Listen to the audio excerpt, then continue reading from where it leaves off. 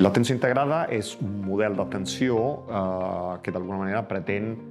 coordinar, però fins i tot anar més enllà, no? O sigui, donar resposta d'una manera única, conjunta, alineada i coordinada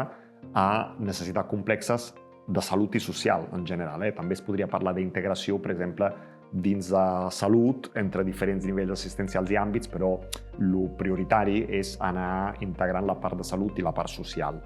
Això és quelcom que és absolutament necessari, sobretot per l'envelliment de la població, perquè les persones grans tenen tendència a tenir necessitats coexistents, no? Problemes de salut i problemes socials, i una cosa va influenciant i empitjorant d'alguna manera l'altra.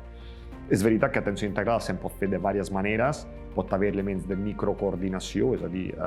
manera de comunicar-se entre diferents equips, solucions tecnològiques que afavoreixin aquesta comunicació, protocols conjunts, però clar, la pretensió, sobretot en el MIT, és fer un pas més enllà, no? I crear d'alguna manera una manera de treballar, realment una cultura de treball, una manera de treballar unificada entre els actors de salut i social d'un cert territori que han de donar aquesta resposta. Això s'ha vist en diferents